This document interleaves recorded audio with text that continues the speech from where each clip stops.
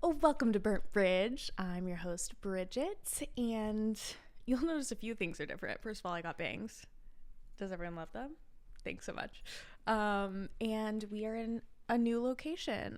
It's ever evolving, the location space, on account of I don't have any money and I don't have a budget, and I just have friends that are helping me do this. So thanks for being flexible. For the month of October, we're going to be on an every other week schedule release. So be chill with that because I'm going to England. In it.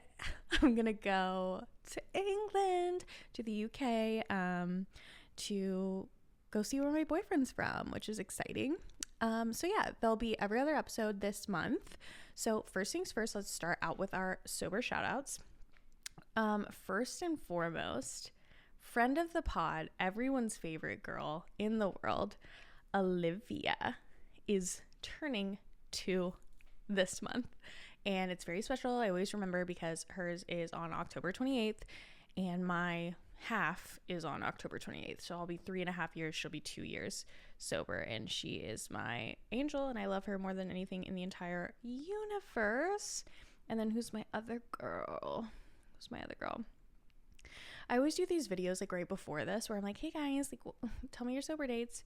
And usually that works, but the new algorithm in TikTok is genuinely terrible. So please go give me some love on TikTok to get that back up and popping. Sabrina has 10 months in October. Everyone clap for Sabrina. Yay, Sabrina. We're so excited for you.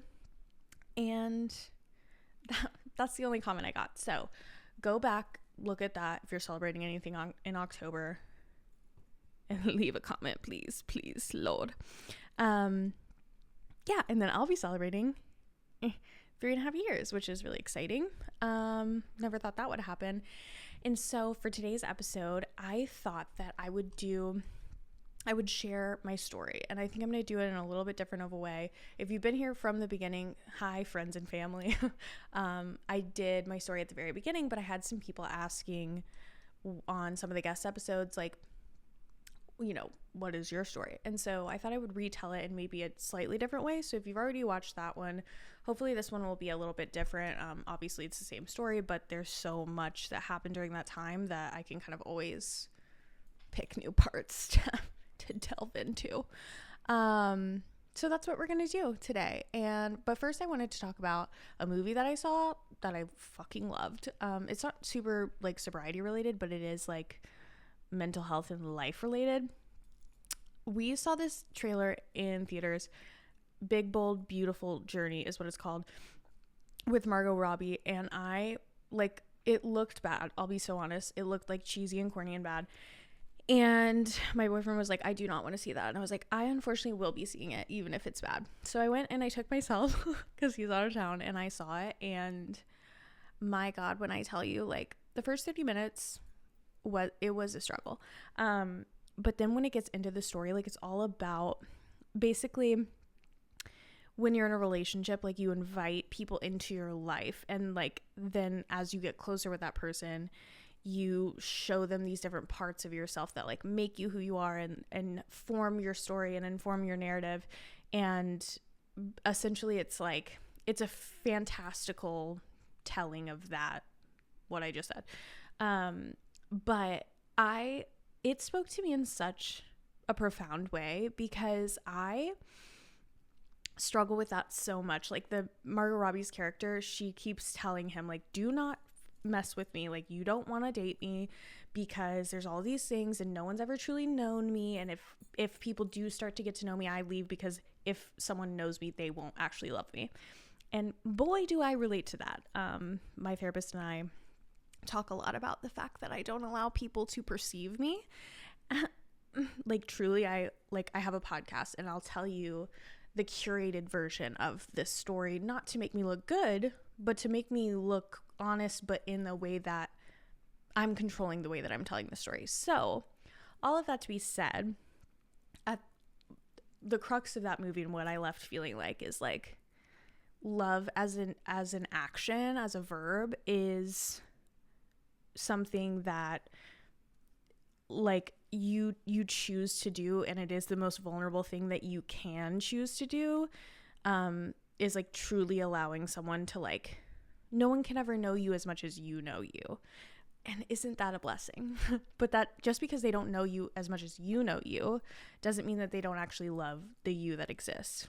Does that make sense?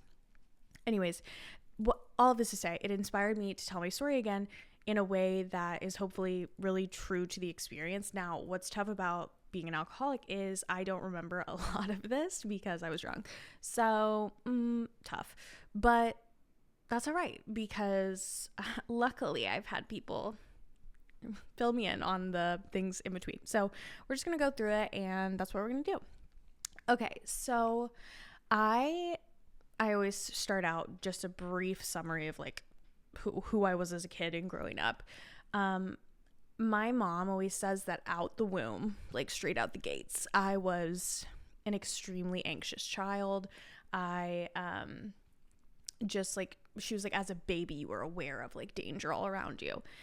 And then some things happened in my childhood, like in and around the family, that were like scary for a child to happen. Everyone in my family was wonderful and no one did anything bad. It's just things happen and it was scary if you're a child and you're around, you know? And so those things kind of made me really hyper aware and hyper anxious about everyone's well-being, like everyone around me's well-being, to the point where I developed these real like OCD tendencies. Like I had these rituals that I had to perform, and if I didn't, everyone was going to die. And it became so debilitating that I like couldn't leave the house at times. And my mom ended up taking me to get like evaluated. One of many times in my life I've been evaluated. But at this like mental health, like children's place, and they put me on Zoloft at the ripe age of somewhere between 8 to 10, I want to say, was when I was put on medication for the first time. And that absolutely saved my life at that time, because I needed to go to school. I needed to do all these things. But also in hindsight, like I think that it taught the child version of myself that I needed some sort of substance, like to be okay and to be in the world, if that makes sense. So I get medicated, whatever, things get a little bit better. Then obviously I grow up. I'm like a super, like in middle school, I was like very nerdy, in like a theater way, which will come as not a surprise to most. Insufferable allegations. I'm never beating them, but I was really into theater, always been into the arts. And then I didn't really like start liking boys until later. Like that part of me just kind of didn't develop. And everyone that I did have a crush on ended up being gay. But then I got into high school, and I always had this thing where I was like, I'm not ever going to try to be like popular and cool. Like I don't fucking like those people, whatever. Well, as soon as I started actually liking boys, that did in fact change. I did want to be cool. I did want to be like whatever, fit in, blah, blah, blah, whatever. And so then at 15, or I believe it was 15 is like when I did all the bad things. I was like super Christian growing up. Oh, that's another thing I didn't say on the first one. Very Christian household. Always went to church, like God centric, all of these things. Which, sorry, I think had to do with the shame piece that is so central to my story. Don't at me. Anyways, so I was like, true love waits. I'm not gonna lose my virginity, so I'm married, and I'm not gonna drink, I'm not gonna do drugs. That's not good. I'm not doing it. Well, you can imagine what happened. I did all of those things at age 15 when I had my first boyfriend. Like, okay. And I remember vividly the first time I ever took a sip of alcohol. Girl, I remember there was like this Persian rug, and I just was like pacing around it, and like the colors in the rug, like this is so dramatic, but I just remember being like, everything, like I was like, I'm not having a singular thought right now, like not a thought in this brain of mine right now. This rug looks prettier. I'm not worried about anything. I feel amazing. That Malibu tasted incredible. Everyone's like, you're not gonna like alcohol at first, it tastes bad. Not my journey. First time I tasted alcohol, I was like, oh, I will be doing this every weekend for the rest of my life. Oh, honey, you got a big storm coming. Anyways, so I like immediately was the only thing that I had ever found in my life that immediately took the thoughts away. Like, I am so fucking plagued by the thoughts. Anyways, so I start partying, you know, like, but like a normal high school amount probably. However, I am noticing that a lot of times, like, I'm the one getting like blackout drunk and like crying, but I'm not like, that's weird. I'm like, I'm just a crier. So anyways, I ended up, you know, going through high school, had a lot of like, I met my high school sweetheart. Then he wasn't the first boyfriend I had, but he was the second. And that started a decade-long saga with that person. And so there was this thing of like relationships and like being so codependent, like so early on, of like, this man is going to fix my life and I am nothing if this man isn't around and blah, blah, blah. Newsflash, don't do that. Because then when he inevitably dumped me and because he was going to college, I like lost it, you know, as a teenage girl does. But maybe, I don't know. And so I would drink to like, you know, deal with things. And that's how I learned to drink to cope. But turns out I actually made everything worse and just started being a psychopath. But then I go to college and like genuinely that happened the end of my junior year. I go to college freshman year. I was not over that relationship ending. That was probably like 6 months long until like the second half of my freshman year of college. Help. So I finally like get over it. I join a sorority. Rest in peace. Literally worst thing I've ever done in my life, and including alcoholism. But anyways, I join a sorority, classic, and I make my friends. I do have, you know, my best friends now are friends that I made during that time. And you know, I'm college partying now. Well, you'll remember I just got over that man. Just got over him. Second semester of freshman year. Then I started dating a new guy, whatever. Then that, the summer after my sophomore year, the guy from high school moves from a different state to specifically my college town. Not to go to school there, but just like to move there. So in my mind, I'm like, obviously because he wants to be back with me, and like inevitably that is what ended up happening, which I thought in my mind, I was like, and this is because it's meant to be, and I've always known that it was meant to be, and that's what we're doing, and da da da. So I get really enmeshed in that relationship again, and we moved to Austin, and Austin is 30 minutes from where I went to school, so I was commuting to school. So then I kind of like was distanced from my friend group, and I just really like poured everything into this relationship. Like I thought it was, you know, I thought it was end game. I thought it was whatever. So then senior year comes, I turn 21. Actually junior year, I turned 21. Then senior year happens. I'm drinking now like probably every night.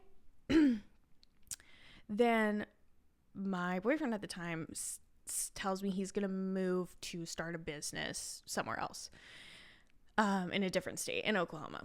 We'll get there. And I was like, hello, what do you mean? Like, we have a house here in Austin. Like, where are you going? And what do you mean? And he was like, you know, we can still be together, but I'm just going to do this. You finish school and then we'll see what happens. And I was like, that was not the plan. And I didn't like it when things changed. So he moves. I ended up living alone for a little bit, and then I got a roommate in that house in Austin. Shout out my roommate if you're watching. I love you. I love you, girl. Anyways, so we're living together, and this is when I started drinking like 2 blackout every single night, like alone. Sometimes her and I would drink together, but then I would always like drink basically to blackout every single night, because I was like, this is a means to an end. I'm just trying to get through school. And then once I'm through school and I graduate, then I can go start my actual life with this person. Now, why I thought that when this person was continuously just like leaving me in different senses of the word, confusing, but that is nevertheless what I felt. So I graduate. I don't know how, but I did. Because I literally remember like being blackout drunk, waking up, going to class from 8 to 5 because I was in design school. So every class was 3 hours, and then driving back to Austin, and then just rinse and repeat. And I don't know how I graduated, but I did. whatever, doesn't matter. Anyway, so I graduate. I moved back to Dallas, where I'm from originally. I get a job there. And again, I'm like trying to see if my boyfriend's like business thing is going to work out. But I don't really want to move to Oklahoma, to be honest with you. So I was like kind of just like waiting and seeing. So I ended up getting my first job. That's terrible. Anyone who's graduated college and gotten their first job will know that it's like, oh fuck, life is actually like, this is what I was waiting my whole life for, like preparing my whole life for, is this moment, and it is vastly disappointing.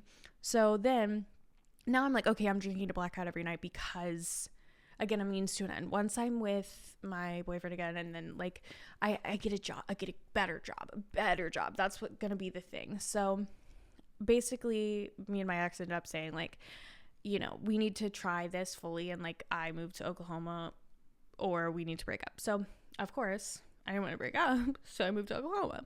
Now I moved to Oklahoma January of I actually moved probably November of 2019, and then we got an apartment in January. So from November-ish maybe to January, we were living in, everybody drum roll please, ARV with no running water, baby. Had to shit in a Home Depot bucket with a trash bag on it. Like, truly unbelievable that I did this. But I was drunk all the time, so I was like, whatever, it doesn't matter.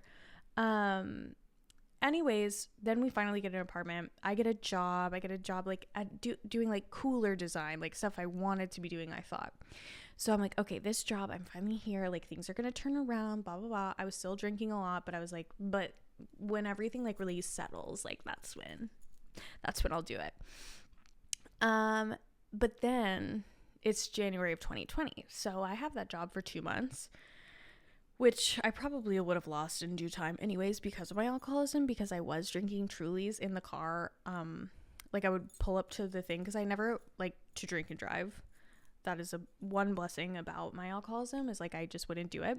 So I would pull up to work, I would drink in my car but not driving, a Truly just to like ease the nerves, and then go into the office. You're crazy. Anyways, so I end up getting furloughed, and then eventually just like fully laid off at that time, and I get unemployment, and it's more money somehow, that with that and the, what do they call it, stimulus checks, I was making more money than I was making before. And I like took COVID very seriously. My ex did not, and so that kind of like showed some existing like fractures in the relationship. And at this time, my drinking is getting really bad, because he's going to work every day, because he worked on a farm, and he's coming back, and I'm sloshed because I've just been at home all day doing nothing during COVID. And like I tried to have these projects, like I tried to do macrame, I tried to get into video games, even just like give me something to do. None of it worked, because then I would like get 15 minutes into it, I'd be like, I'm getting hammered, sorry. Anyway, so I'd get hammered and I'd call people on the phone. Like that was my favorite thing to do. And then like smoke cigs. Sorry if I called you during that time. I know many of you out there probably not watching, but that's my bad, guys. Not sure what I said. Anyway, so the relationship really started to fracture at that point. But mind you, our lives had been like enmeshed in one way or another for so long, since I was 16 years old, that like, for me, it felt very much like this is just the person I have, like I'm supposed to be with, and I need to be with.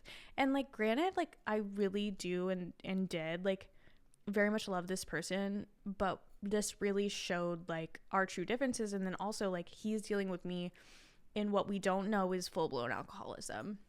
So like, I'm sure if he told this story, he'd be like, no, then she was a fucking psychopath, and he would probably be right.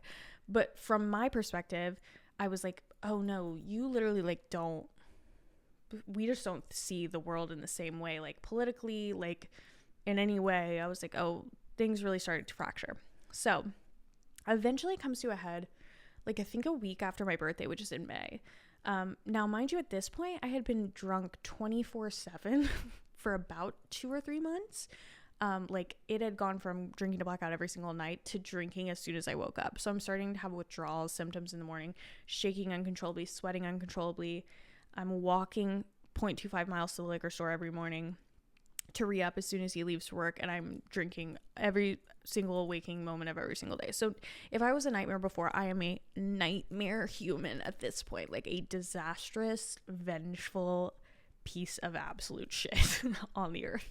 So like, and my ex at this time was going through like so much shit with his family, like, and not like shit, but like really like heartbreaking, terrible shit. And like, I feel so bad that I was just like adding to that. Like, he did not need that, but like, I didn't even fucking know that it just happened so quickly. It felt like, anyways, that's like one of the biggest regrets that I do have, is that, because I showed up like shit. And like, if there's one thing I pride myself on, like in sobriety and as a human my whole life, it's been like being there for the people that I care about and love.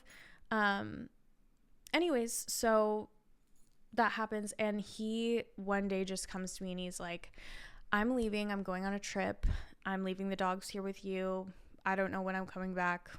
And like, I remember being like, okay, well, I want to go. And he was like, no.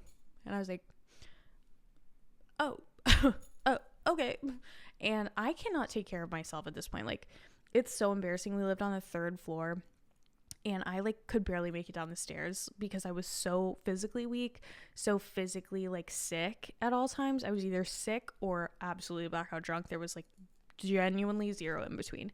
So he left a pit bull and a giant black lab with me to walk every day. And like, I was just like, first of all, you're leaving me. And my narrative was like, you're always leaving me. You fucking left me in high school, and then you left me, you know, to come here, and then I followed you, and then da da da, and now you're leaving again. And like, yeah, of course he did. Of course he did. Anyways, so he leaves, and then what was already horrendous drinking, like, I don't even know how I took it to the next level, but I did. And I'm like calling my family.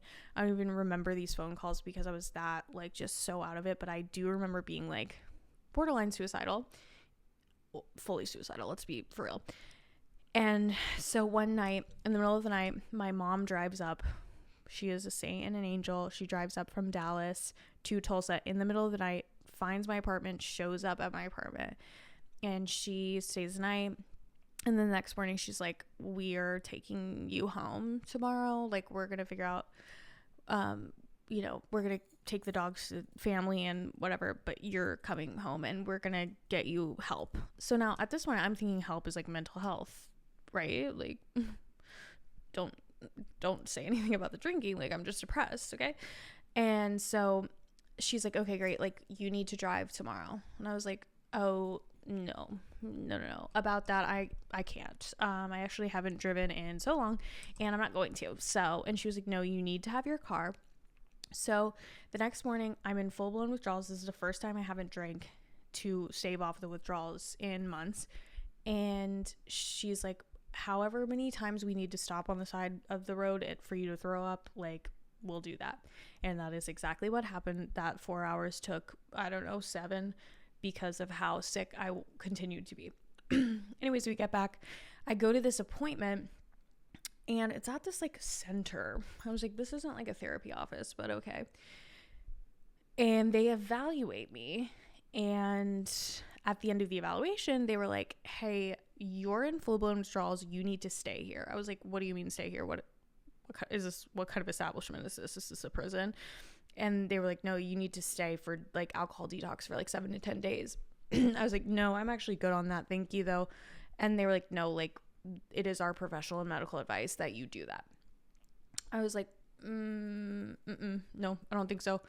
So I was like, okay, I gotta go handle some things. I'll be right back tomorrow. I'll come back tomorrow and do that whole thing.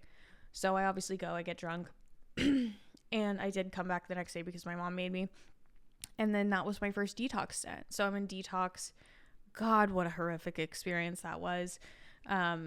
Just because I was like, you just don't know anything when you go into those places for the first time. Like, people are like, what's your DOC? I'm like, I don't know what? Like, what does that stand for?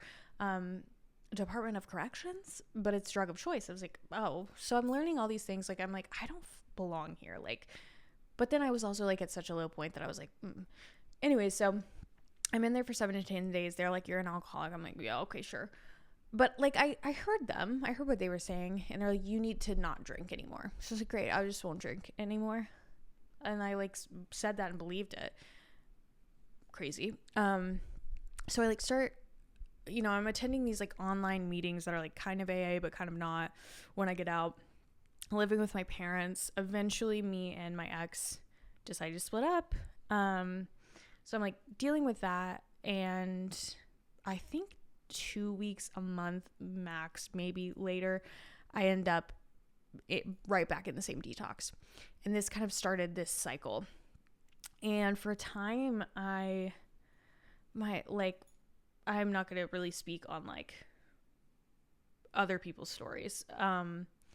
But then essentially my ex and I were like on again, off again throughout this whole time when I'm like trying to figure it out. And I'm like, I don't know. We tried to make it work again because we were both just in such like low places that we just needed like someone who understood to like be around, I think. And that was like, yeah, there was a lot of wreckage that happened during that time that I feel horrendous about. Yeah, it was not a good time.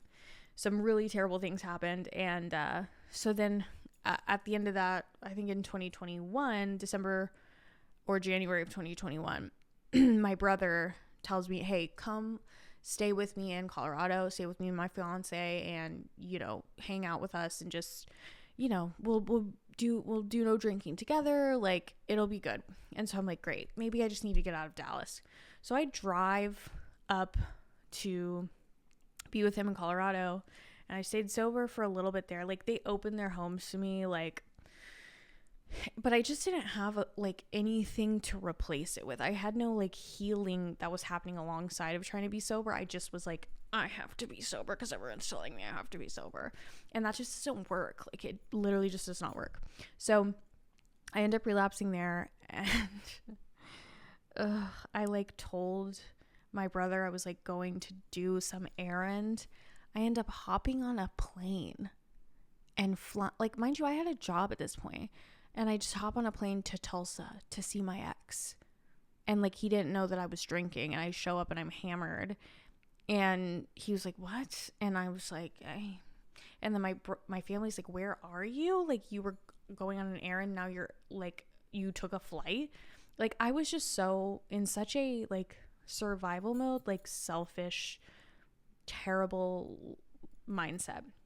So anyways, I end up leaving Tulsa and going straight to my first residential like full treatment. And I gave that like my all, it felt like, but really like I said earlier, like I like to be in control of the narrative, and I wanted to be seen as like the A+ rehab student. So I'm like doing all the things and I'm meaning it, and I want to get sober, but I also just wanted to be normal still so much. And so I go to treatment. I stayed sober. I went to sober living, stayed sober for 90 days, I think, maybe a little bit less, definitely maybe 60 days.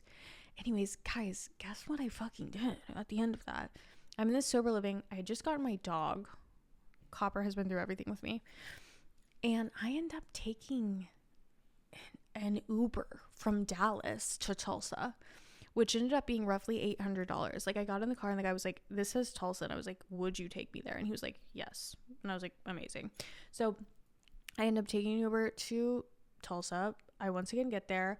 My ex doesn't know I'm drinking. I once again am. So he's like, no, you can't be here. So then this is like where the timeline gets weird, because I'm pretty sure that's what happened. And then I immediately went back to the same treatment center, because I was there 2 times in the first 2 quarters of 2021. So I go back to the same treatment center, I think. Yeah, that's what happened. Is it? No, I actually think I went back home to my parents after that. Yes, I did. Then I think I took another Uber to Tulsa during that time, like 2 in like a short span of time with my dog. I know I did it twice, and I'm pretty sure it's in that time frame. Anyways, doesn't matter. So I go to treatment the second time. same place. And this time I'm like, okay, I'm up against something that I feel ill prepared to deal with.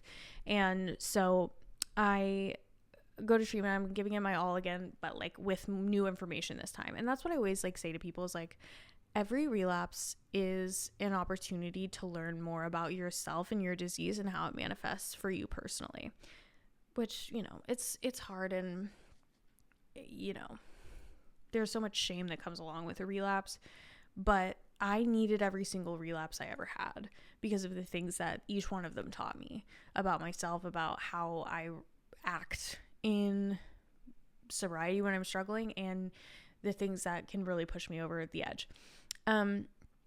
So I end up going, I'm in treatment, whatever. And then I make the decision when I was in treatment to move to Austin because I was like, I think I don't need to be in Dallas because I keep Ubering to Tulsa. And like just putting this man through hell, and he needs to be rid of me at this point. So I end up going into sober living in Austin. That's when I moved back here, and I go to an Oxford house, which if you don't know what Oxford is, it's sober living, but it's like pretty affordable because it's self-governed. So the members of the house run the house, which sometimes can be not that great, but it's also, my experience was good with it. Anyways, so I get on my feet. I end up like falling into some money legally, of course. And then so I get myself out of there. I get my own little house. I didn't buy it. I was renting. But it was the first time I've ever lived on my own, which I thought was a great idea. At this point in my journey, I'm like 3 months sober. And I, surprise, get into a relationship with another person in recovery who was, and I don't know where this person is in the world, but the sweetest, and I hope he's doing so well. But he was in recovery as well. So we start dating. And then he relapsed. And then at 5 months, I relapsed. And so that puts us at December of 2021. That 2021, don't ever talk to me about that year. It was genuinely one of the worst experiences of my life that year. Anyways, so I relapse. I end up going finally to detox in January. And I believe that's correct. Yeah, I think so. Get out of detox, stay sober. I think I got a dog. I got a job at a dog store. I think I stayed sober for, I don't know, a couple weeks. But again, I just went to detox. Like, I wasn't working a program. I wasn't doing anything. And I was really sad and really lonely and really like, what the fuck has my life become? Very much just like a whirlwind of the last like 2 years, like finally settled of like, oh my God, like in 2019, I was like starting my career, so hopeful for the future. And in 2021, I am an alcoholic who cannot stay sober, who's been to rehab 3 times in 2 years. And actually 2 times in 2 years at this point, 2 times in 1 year. Anyway, so I keep going back to detox. I went to detox 3 times, which brings us from January to March, which brings us to March. Now, what you have to know about this time is I had already missed my brother's wedding, one of the first 2 times that I was in rehab.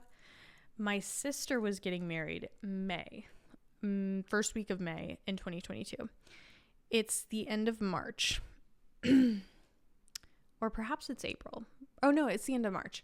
I relapse again. And I'm like, God, fuck, I have to be sober for my sister's wedding because I was the maid of honor in this wedding. So I'm like, okay, what I'm gonna do is I'm gonna detox myself. I know what they give you. I know what drugs they give you in rehab. I'm just gonna take those drugs and I'm gonna find them. So I get someone I knew to give me what I thought was Xanax, and I take the Xanax. I end up just drinking and taking the Xanax, of course. I don't wake up for an undisclosed amount of time. And when I do wake up, the police are doing a wellness check on me. They're pounding on the door. I wake up, I have vomited so I'm like laying on the bed like this. And I vomited on my phone and on my pillow. and in my sleep. And my phone's broken because of it. Sorry, that's disgusting. Anyways, so, and the cops are there and they're doing a wellness check, and I'm like, I'm good. Clearly never been worse, because I took a pill and then I was out and then I threw up on my phone, and that's all I know. So my family knows at this point. They're the ones who sent the police. So they're like, you need to go to actual detox. So I'm like, okay, great. But I still have time. Like, I can do detox for a week, then I'll get out. I'll go to the wedding. So I go to detox, mind you, 4th detox from January to April. So I'm in detox, and same detox I've been to all year. And they're like, you need to go to treatment. I was like, no, I'm not doing that. I have a wedding to get to, guys. And so this fucking guy, Joshua from admissions at the detox center, he's like, hey, like, we have your family on the phone. Or no. I said to my counselor, I said, hey, I want to call my mom and talk about IOP, which, if you don't know what that is, it's intensive outpatient. Basically, it's like group therapy. Instead of doing full treatment, I'll just go to IOP. That'll work, right? And so I'm like, I'm going to call my mom and tell her. And my counselor's like, great, Josh from admissions is on the phone with your mom. And I'm like, oh, that motherfucker that tried to get me to go to rehab? Fuck. So I like pick up the phone, and Josh goes, now, Bridget, everybody's here on the phone because they really care about you. And I was like, this is an intervention. And if you've never had an intervention, what I'll say about that is, as a sober person looking at an intervention, it is the kindest thing you can do for someone. I truly believe that. Those are all people sacrificing their comfort, their relationship with you to try to save your life. And it is beautiful and it's wonderful. And I'm so grateful that my family did this for me, because I'm sober because of it. Now, the in addiction version of Bridget was fucking pissed. And I was like, I took it all out on Josh, because I knew it wasn't my family's fault, but it was Joshua's fault. In my mind, I was like, Josh, you fucking tricked me. This is so unfair, blah, blah, blah. And Josh is like, Bridget, I'm still like mad at him to this day, even though he literally saved my life. But in the moment I was so mad. And, my sister said something to me on that phone call that I will never forget, because I was like sobbing, and I was like, Bailey, what about your wedding? Like, I have to be there for you. I have to be your maid of honor for your wedding. You're my sister. And she was like, Bridget, this is one day of my life. I want you to be there on all the other days. And right now, like, the way this is going, like, you're not going to be. And I want you to be here when I have kids, and I want you to be their aunt. Oh, that one always chokes me up, no matter what way I'm telling the story. And so I agreed to go to treatment, and I went to a new treatment center in Austin, which was music based, which I thought was pretty cool, because I always liked music and I liked playing music and all those things. And I remember going in and saying to my counselor, who I won't say her name because I don't really know how HIPAA works, but I tell her this every time I see her. Every time I've ever told this story, I tell this, because she absolutely changed my life. There are people in every like addict's stories who like just had the ability to break through to the addict, and she is that person for me. And I am so eternally grateful to her for the ways in which she helped me. Absolutely, just, you know who you are. Anyway, so I was telling her, like, I don't know what's going to be different this time. I always come out being so certain that I'm going to stay sober. And then, like, something happens and I don't know what it is.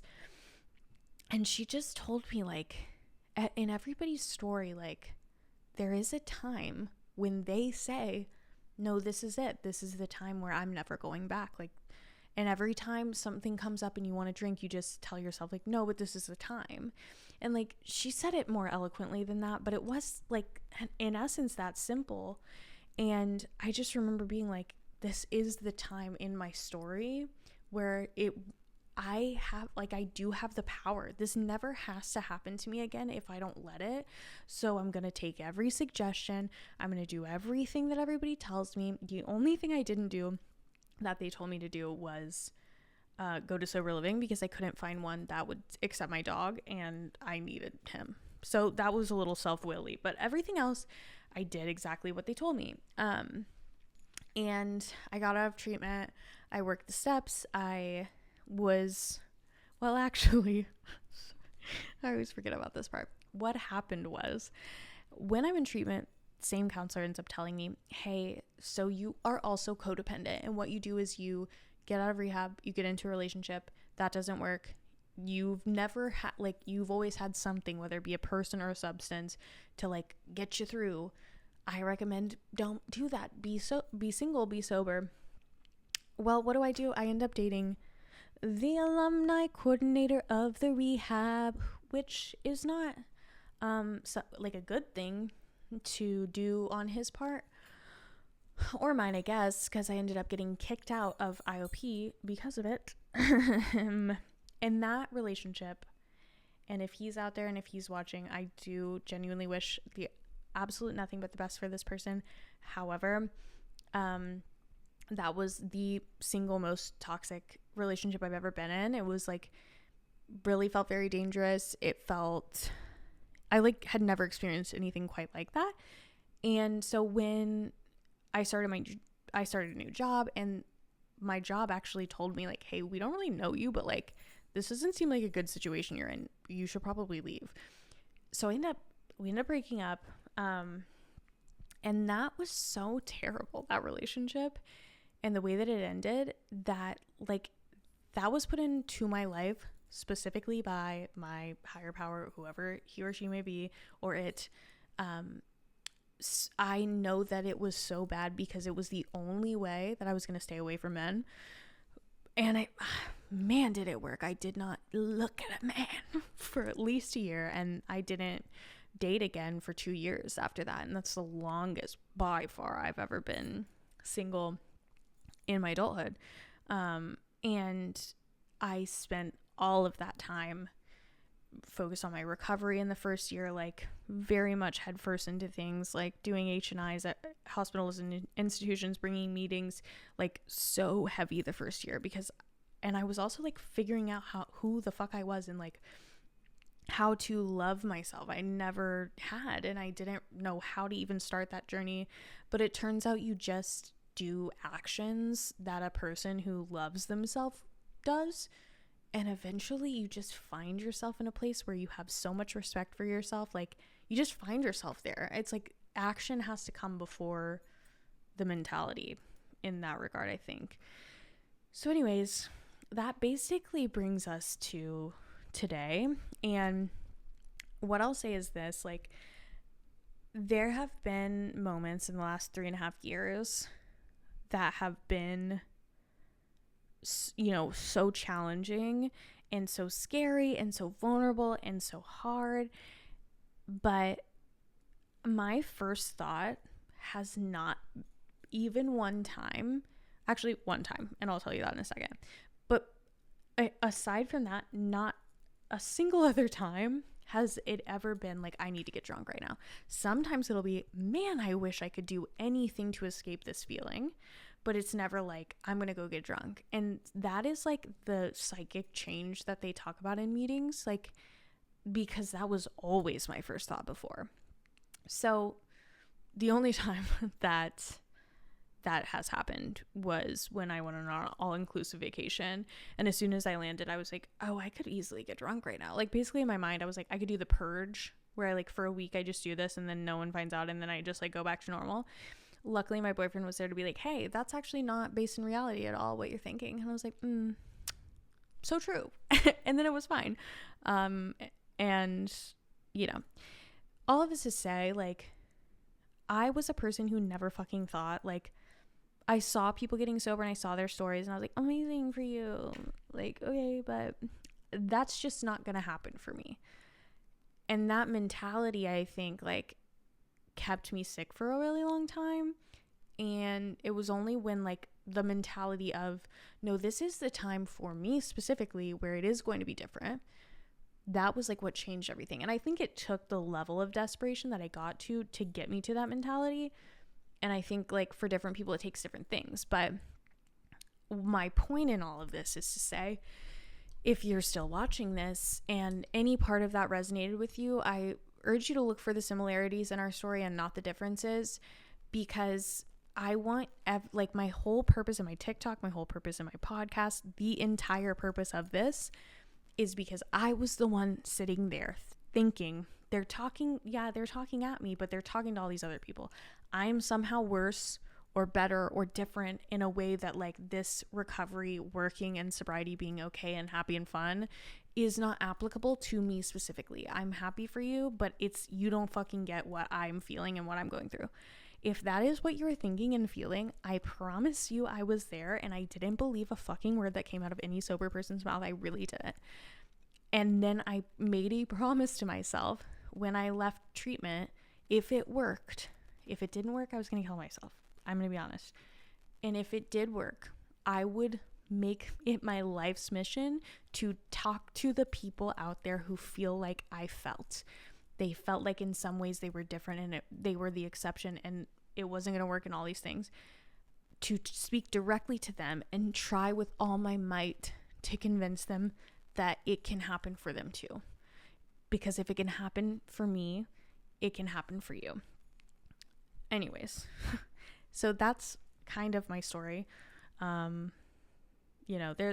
like so many pieces of that were big pieces and terrible stories and horror stories that don't even make the cut of like when I tell my story sometimes, and things do get jumbled, but whatever, it doesn't matter. That's the crux of it. And hopefully that resonated with someone. That's literally the fucking point of this. Like, I sometimes get all fixated on numbers, and like when I started my TikTok, obviously it was like cringy what I was doing, like making videos about sobriety and whatever, and people from my high school would like send it around and I would like get wind of it and I was like, okay, fuck you. But then I got a lot of followers. I mean, reasonably a lot of followers.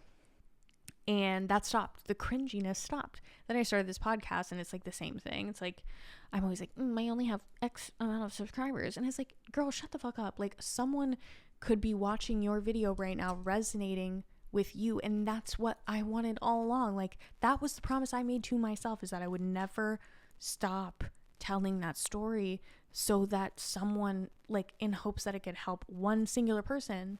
If one person watches, that's enough people. Anyways, I'm off my tangent. And I have to go get a spray tan tonight because it's really important to me that I'm tan. Because, like, I think the lighting is going to be really bad and I think I'm going to look ugly in this video, if I'm honest. And, like, I'm worried because, like, I want you guys to know that my bangs are really cute. Anyways, let's move on to the segments. I'm going to hit my vape, though. Sorry, YouTube.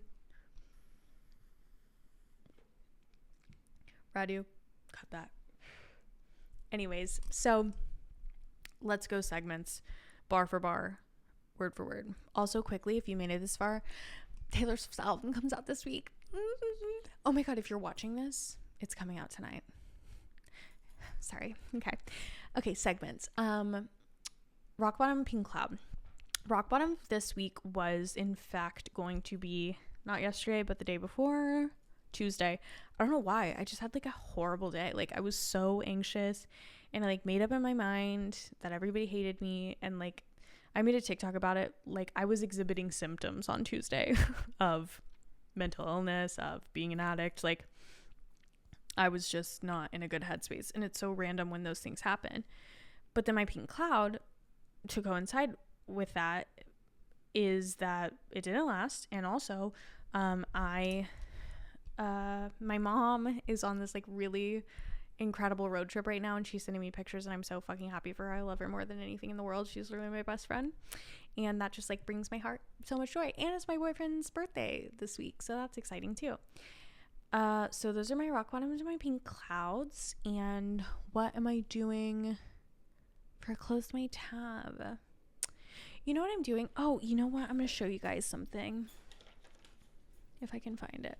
I can. Okay, actually, another pink cloud. So I've been really into this idea of like these like travel journals. Hold on, I'm gonna not talk and show you this for a second. Get my vape out of the frame.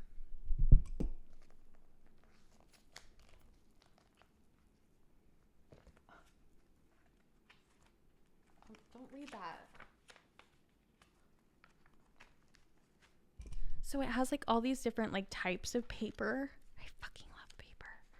Like grid paper, regular paper, lined paper, and then these little pockets that you can put stuff in. So I'm really into journaling right now. But when I'm closing the tab on, the reason I wanted to bring this out is because I think I journaled about it. Basically, I wrote this big journal entry about like, what am I so scared of in my life and in my relationships and everything. And isn't that the fucking question? Isn't that the question? What I'm going to do is radically let go of the fear of like being hurt, because when I run away from relationships, from friendships, from responsibilities, it doesn't look like running away or breaking up or cheating or doing whatever. What it looks like for me is I blow my life up to smithereens so that everyone in my life has no choice but to excommunicate me. So I don't want to do that. So what I'm doing is I'm leaving the fear behind me, and I'm choosing every time I feel fear, I'm just going active love. Love is an action. Love is an action, and it is a courageous action. So every time I'm like, oh, but what if this person that I loved so much like breaks my fucking heart and I die? Like, I'm just being like, nope, but love is an action, and I'm choosing to not be that person in that movie who I fucking hate when I watch. Love is an action. And if it's not to it's to any person I come in contact with. If I'm pissed at what they're saying, love is an action. Love is an action. And not in a way that's like, I need to get into heaven, but in a way that's like, for me, I need this as a remedy to my own mental maladies. Love is an action. So closing the tab on not doing that, I guess, that's what I'm doing. Anyways, really quick before we go, let's see if any other sober shout outs got brought up.